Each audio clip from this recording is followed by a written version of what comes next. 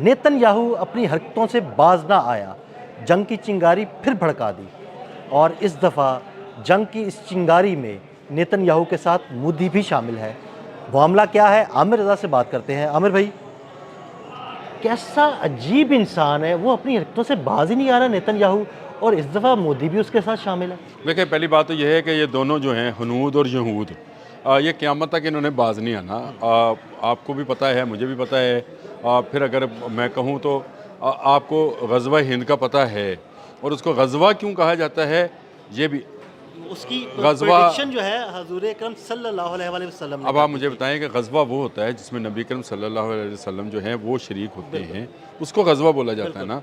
तो ये रूहानी तौर पर उनकी जानिब से जो प्रेडिक्शन थी बिल्कुल। ये मुकम्मल होनी है, और इन पर आखिरकार जो है मुसलमानों ने और पाकिस्तानियों ने जो है गलबा पाना ही पाना है, इंशाल्लाह। और पूरा हिंदुस्तान जो है ये इस्लाम की रोशनी से मुनव्वर होगा। इंशाल्लाह। ये जो हमारे यहाँ पर बादशाही निज़ाम रहा है, जिसको हम कहते हैं कि मुसलमान बादशाह थे, असल में तो उन्होंने बादशाही की, इस्लामी निज़ाम उन्होंने नाफिज नहीं किया था, ना मुसलमान किया लोगों को।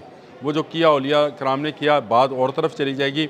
आप बात कर रहे हैं यहूद की और हनूद की, और इनका बहुत बड़ा गठजोड़ है।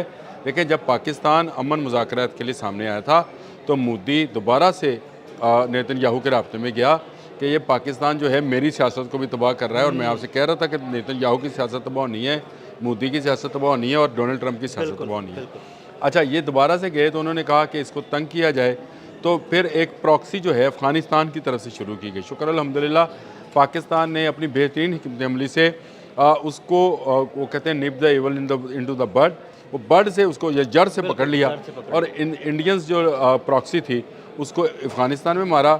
इजरायली प्रॉक्सी जो कि इंडिया है उसको इस तरफ अपनी सरहदें मजबूत की, ताकि अमन की राह में ना इस तरफ से मशरक़ की तरफ से ना मगरब की तरफ से कोई भी जो है दरअंदाजी जो है वो ना हो। और ये मजबूत करने के बाद पाकिस्तान ने इस पीस प्रोसेस को देखें। जो लोग पाकिस्तान की इस पूरी एफर्ट को सिर्फ फ़ोन कॉल्स की नज़र में देख रहे हैं, शायद वो भूल रहे हैं कि पाकिस्तान ने इससे पहले स्ट्रेटजिकली क्या कुछ किया है।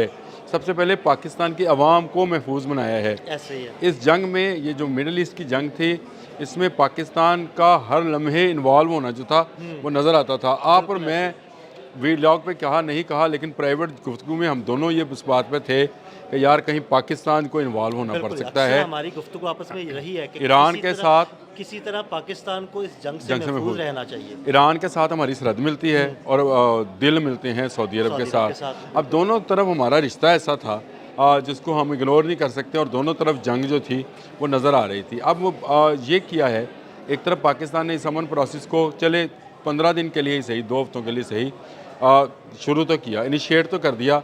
यानी इन 15 दिनों में मुज़ाकरात होंगे, 10 अप्रैल को मुज़ाकरात हैं। अब नेतन्याहू की तरफ से ये बयान आया है कि हम लेबनान में जंग बंद नहीं करेंगे। देखिए, ये एक प्रॉक्सी वॉर है। लेबनान के अंदर हिजबुल्लाह काम करती है under the umbrella of Iran, और उसको प्रोटेक्शन हासिल है एक तरफ यमन में हौजियों की, और फिर हमास की, और फिर इराक़ में जो मलेशिया इनकी मौजूद है उसकी। अब ये सारी जो हैं प्रॉक्सीज़ ये ईरान के कंट्रोल में हैं, यानी ईरान के मदद से ये जारी हैं। जंग उनकी अपनी है, हिजबुल्लाह की अपनी जंग है, ईरान की जंग नहीं है। वो लेबनान को बचाने की जंग है। शरारत ये की कि ईरान के साथ जंग बंदी है 15 दिन की, तो मैं लेबनान में जंग जारी रखूँगा। जो काम वो इंडिया से नहीं करा सका मोदी के साथ मिलकर, मोदी में ये हिम्मत ना हुई, क्योंकि मई में जो उसको मार पड़ी थी वो ज़ख्म अभी तक उसके बहुत हरे हैं, और उसको वो दोबारा लाना नहीं चाहता है। उसके वो इस काबिल ही नहीं है कि वो उसको दोबारा से करे।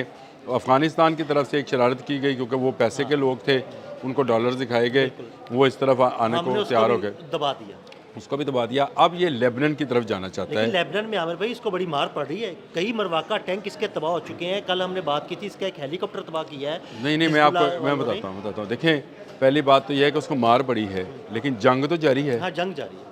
अब आप मुझे ये बताएं ना, अब इस पूरी ईरान अमेरिका जंग में आप अगर इसको स्टडी करेंगे तो आपको नज़र आएगा IDF आपको सिर्फ लेबनान में लड़ती हुई नज़र आई है, ईरान में लड़ती हुई नज़र नहीं आई है। वहाँ पर जहाज ईरान में लड़े हैं वो अमेरिकन फौजी लड़े हैं जी, अमेरिका के वो ब्यूटीफुल आर्मेडा। वैसे अब तो मजाक नहीं करना चाहिए, डोनाल्ड ट्रंप भी भाई ने मानेंगे नहीं। ये ब्यूटीफुल आर्मेडास जो थे अमेरिका के थे भाई, ये F-18 अमेरिका का था, ये F-35 जो 2 गिरे हैं ये अमेरिकन थे। जो पायलट ढूंढना था पहाड़ों के अंदर से वो पायलट भी अमेरिकन था। वो जो टार्जन का बच्चा जो पहाड़ों में टार्ज़न का छुपा रहा और उसको टॉम क्रूज का बच्चा ढूंढता रहा। टॉम क्रूज़ का बच्चा। हाँ, वो ढूंढता रहा। तो ये सारे का सारा जो था ये मामला वहाँ पर अमेरिका और ईरान के दरमियान में था। इजराइल उसमें सिर्फ पैसा इन्वेस्ट कर रहा था या वो शय दे रहा था। अब लेबनान में उसकी बराह रास्त जंग है और ये जंग में मैं ये समझता हूँ कि ये चिंगारी, आपने बिल्कुल सही लफ्ज़ बोला कि ये चिंगारी इसलिए है, ईरान मदद को आएगा हिजबुल्लाह की, इजराइल को मार पड़ रही है तो मदद को कौन आएगा? अमेरिका। तो अमेरिका और ईरान फिर मध्य मुकाबला आ जाएंगे। ये है नेतन्याहू की वो और मोदी की वो घिनौनी सोच। ये तो साजिश है आमिर भाई पूरी की दुनिया में अमन हो ही ना। देखिए ये शाम का जो खत्ता है जिसमें फ़लस्तीन है, ये शाम जिसको मुल्क शाम कहा जाता है ना, ये आज का शाम सीरिया नहीं है, ये तो 1945 में बना है जाके, जब दूसरी जंग अज़ीम के बाद। मतलब माजी की अगर आप बात करें तो ये बड़ा खित्ता था। एक जब नबी करीम सल्लल्लाहु अलैहि वसल्लम का दौर था, जो कुरान में अर्ज़ शाम कहा गया है, उस शाम में ये आज का लेबनान, शाम, यमन, उसमें फ़लस्तीन और उसमें इज़राइल शामिल है। ये वो मालिक हैं जो इसमें शामिल हैं। उसमें और भी एक दो इलाके हो तो मुझे उसका अंदाज़ा नहीं है। ये वो पूरा मुल्क शाम कहलाता है जिसका कुरान में भी जिक्र है कि इसमें हमने बरकत रखी है। ये पूरा इलाका है और इस पूरे इलाके ने ही जंग की हकीमी रखना है, यानी यहाँ पर ही आर्मगेडन होनी है, यहीं पर तीसरी आलमी जंग होनी है, यहाँ पर ही ये जंग जारी रहनी है जिसका मकसद जिक्र किया करता हूँ। लेकिन इस वक्त इज़राइल इस बात का मौजब बन रहा है कि वो ये जंग जारी रखे इस इलाके में, लेबनान के इलाके में, ताकि ये जंग जो है आगे बढ़े, अमेरिका मेरी मदद को आए, ईरान हिजबुल्लाह की मदद को आए, तो मैं जंग को वसी कर सकूँ और अपना वो जो प्लान उसका ग्रेटर इज़राइल का है उसको मैं पाया तकमील तक पहुँचा सकूँ। तो ये एक आपको इस नज़र से देखना चाहिए कि इस वक्त जब आपने हरमस खुल गई है, मैं अभी वो नक्शा देख रहा था जहाँ से जहाज़ों की जो है दोबारा से शुरू हो गई है और एक ऐसे पॉइंट पर आ गए हैं कि दोनों तरफ से ही ये माहिदा मुझे समझ आ रहा है कि अमेरिका इसमें से आउट है।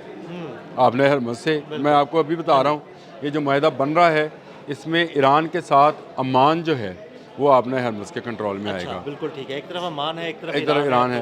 तो ये जो वहाँ से टैक्स वसूल किया जाएगा, अमान अपनी जगह से टैक्स वसूल करेगा, ईरान अपनी जगह से टैक्स वसूल करेगा। आपने हरमस पर कंट्रोल उसका रहना है।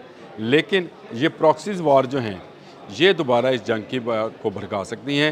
ये जो बराह रास्त जंग थी इसको शुक्र अल्हम्दुलिल्लाह पाकिस्तान की कोशिशों से, पाकिस्तान के फील्ड मार्शल, पाकिस्तान के वज़ीर आज़म की कोशिशों से फ़िल वक्त जो है ख़त्म किया गया है। लेकिन लेबनान जो है ये दोबारा से उसको डेटोनेटर, बड़ा मैदान बन सकता है। जैसे डेटोनेटर बारूद का होता है, ये मिसाइल का एक ट्रिगर होता है, ये ट्रिगर एरिया जो है ये लेबनान बन सकता है। बारूद का एक ढेर है, मेरा ख्याल है किसी भी वक्त फट सकता है। मेरा ख्याल है इस्लामाबाद में जो मुज़ाकरात होने हैं उसमें इस ट्रिगर की बात ज़रूर की जाए। बिल्कुल, बहुत शुक्रिया आमिर भाई। आमिर भाई ने बड़ी तफसील के साथ इस सारे मामले पर रोशनी डाली। मज़ीद अपडेट्स के लिए हमें फॉलो करते रहें। अदील अहमद और आमिर रज़ा को इजाज़त दीजिएगा। अल्लाह हाफ़िज़।